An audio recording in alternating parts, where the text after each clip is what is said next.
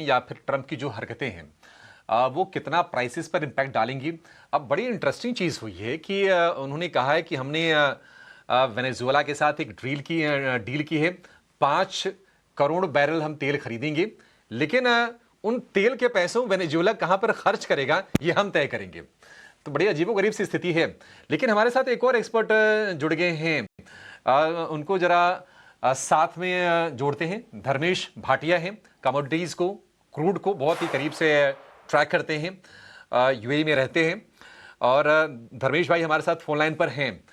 धर्मेश जी, कहा यह जा रहा है कि अब वेनेजुएला की जो ऑयल रिजर्व्स हैं उस पर अमेरिका एक तरह से अपना कंट्रोल रखेगा और वहां से प्रोडक्शन बढ़ेगा तो फिर क्रूड की सप्लाई बढ़ती है तो प्राइसेस थोड़े से नरम होंगे।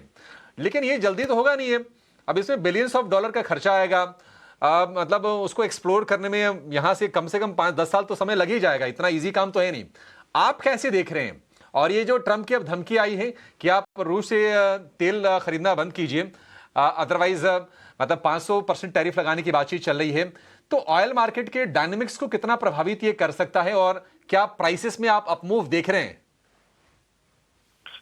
देखिए, पहली बात तो अगर आप फंडामेंटली देखें तो कच्चे तेल में लास्ट 2 साल से नेगेटिव रिटर्न मिला है।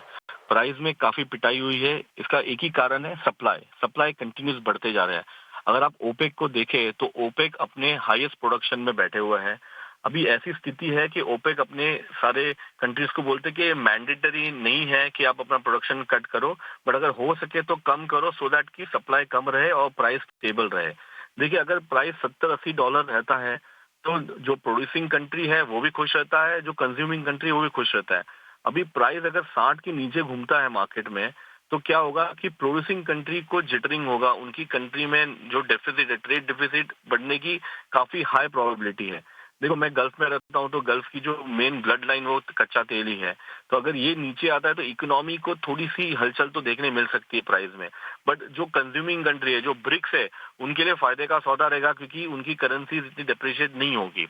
बट बहरहाल अगर आप लास्ट 1 साल में देखें तो यूएस जो डॉलर है उसमें 10% की पिटाई हुई है। तो वो पिटाई अगर आप देखें तो इन्फ्लेशन को वो स्टेबल करने की ही कोशिश कर रहे हैं। और अगर तेल नीचे आता तो इन्फ्लेशन स्टेबल रहेगा तो इंटरेस्ट रेट को कट करने की इनकी कोई ज्यादा पुश नहीं मिल सकता। तो ये पूरा एक ज्योग्राफी और आप अगर भूगोल देखें तो ये पूरा सर्कल में घूम रहा है कि अगर प्रोडक्शन बढ़ाते हैं तो इन्फ्लेशन बढ़ता है, इंटरेस्ट रेट में कुछ डिस्काउंट नहीं होगा। अगर इन्फ्लेशन नीचे आता है तो कहीं ना कहीं इसे हिट हो सकता है। शॉर्ट स्टोरी ये है कि कच्चा तेल ये क्वार्टर नहीं, ये साल भी काफी प्रेशर में रह सकता है अनटिल अनलेस कोई जियोपॉलिटिकल टेंशन ना आ जाए। देखो, ईरान से भी मार्केट में इसको दबाव प्रेशर में है। अगर आप देखिए तो अगर वेनेजुएला से अगर इन्होंने पूरा का पूरा अगर स्टेक ले लिया है तो आपने जो कहा 2 से 3 साल का अंतराल लगता है इसे प्रोड्यूस करने में और सप्लाई करने में। बट उनके पास भी ऑफशोर ड्रिलिंग अभी भी है। अगर आप यूएस के पास देखें तो शेल प्रोडक्शन अभी भी काफी अच्छे पैमाने पे है। तो वो भी देख रहा है कि प्राइस को स्टेबल रखे।